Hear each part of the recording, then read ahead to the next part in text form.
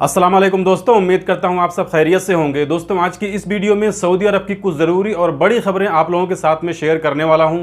और आज की इस वीडियो में 3 काफ़ी इंपॉर्टेंट जानकारी है सऊदी अरबिया में काम कर रहे लोगों के लिए। इसमें 2 बहुत ही ज़रूरी जानकारी मिनिस्ट्री ऑफ ह्यूमन रिसोर्स की तरफ से दी गई है। इसके अलावा एक जानकारी गाका की तरफ से है, यानी GSA की तरफ से है। इसके अलावा भी काफ़ी सारी ज़रूरी न्यूज़ हैं, तो वीडियो को लास्ट तक ज़रूर देखें।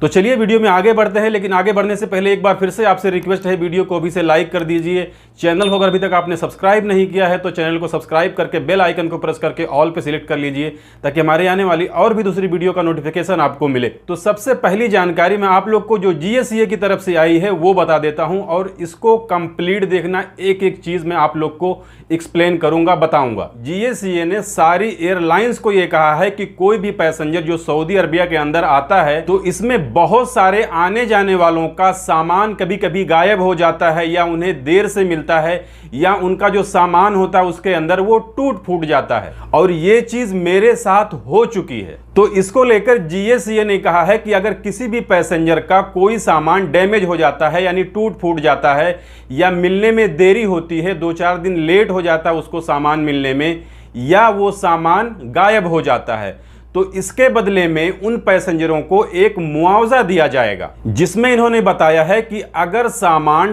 टूट जाता है या गायब हो जाता है तो इसके बदले में 1820 रियाल से लेकर के 6000 रियाल तक उस पैसेंजर को दिया जाएगा।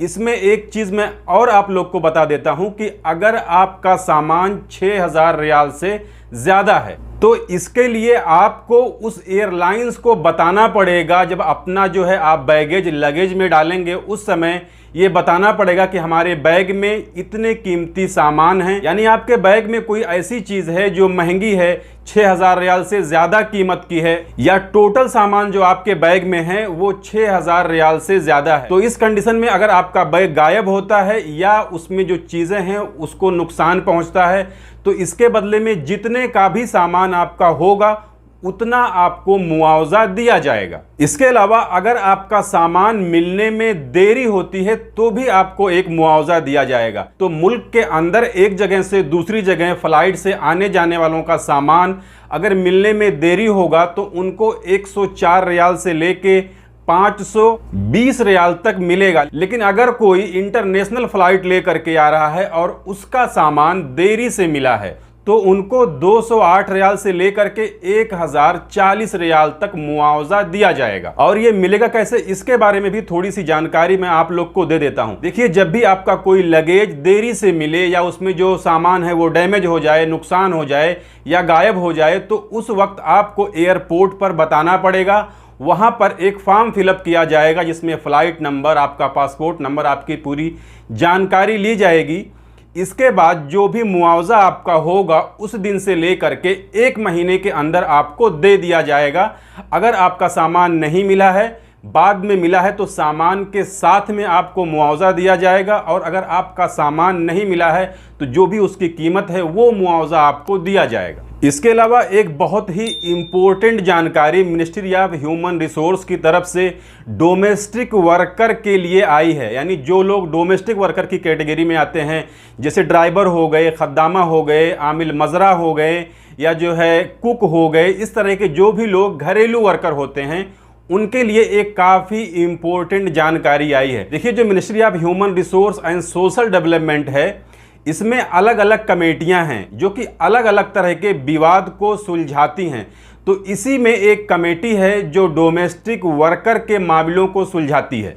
उनकी तरफ से एक कानून बताया गया है कि अब उन लोगों के खिलाफ कड़ी कार्रवाई की जाएगी जो लोग अपने वर्करों को किसी कमर्शियल प्लेस पर उनसे काम करवाते हैं, किसी कंपनी में काम करवाते हैं, किसी तिजारत वाली जगह पे काम करवाते हैं। यानी ये उन वर्करों के कफीलों को कहा गया है कि अगर कोई अपने वर्कर से इस तरह की जगहों पर काम करवाएगा तो उनके खिलाफ कड़ी कार्रवाई की जाएगी। और इसके लिए इन्होंने बाकायदा एक टोल फ्री नंबर जारी किया है कि अगर इस तरीके का मामला कहीं पर कोई है तो इस नंबर पर कॉल करके उसके खिलाफ कंप्लेन कोई भी कर सकता है। और ये नंबर आपको स्क्रीन पर दिख रहा होगा 1919 यानी 19 और 19। इसके अलावा एक और जरूरी जानकारी मिनिस्ट्री ऑफ ह्यूमन रिसोर्स की तरफ से आई है, तो उसे भी मैं आप लोग को बता देता हूं। देखिए, यहां पर सऊदी अरबिया के अंदर काम करने वाले जो गैर मुल्की हैं उनके अंदर एक गलतफहमी रहती है कि जो हमारा टिकट होता है आने जाने का हमारे देश में हमारी छुट्टी के वक्त,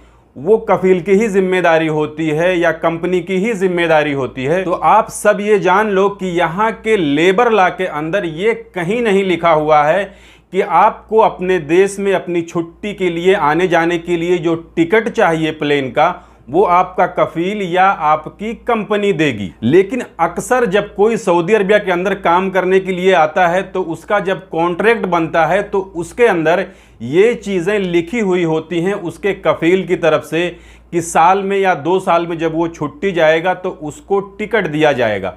तो इसी बेस पर जो है कफील या कंपनी आपको टिकट देती है। अगर इस चीज को वो अपने कॉन्ट्रैक्ट के अंदर ना लिखे तो ये कोई जरूरी नहीं है कि कफील या कंपनी आपको टिकट दे, ना आपके पास इसके लिए कोई अधिकार है कि आप अपनी कंपनी से या कफील से टिकट मांग सकते हैं। लेकिन जैसा कि ये लोग कॉन्ट्रैक्ट में मेंशन करते हैं और यहां पर ज्यादातर कंपनियां और कफील जो है इस चीज की फैसिलिटी तो अपने सारे वर्करों को देते हैं कि वो टिकट जो है आने जाने का जरूर प्रोवाइड करते हैं। और इस जानकारी को मिनिस्ट्री ऑफ ह्यूमन रिसोर्स की तरफ से ट्वीट करके बताया गया है। तो ये थी आज की इस वीडियो में सऊदी अरब की कुछ जरूरी खबरें जिसे मैंने आपके साथ शेयर कर दी।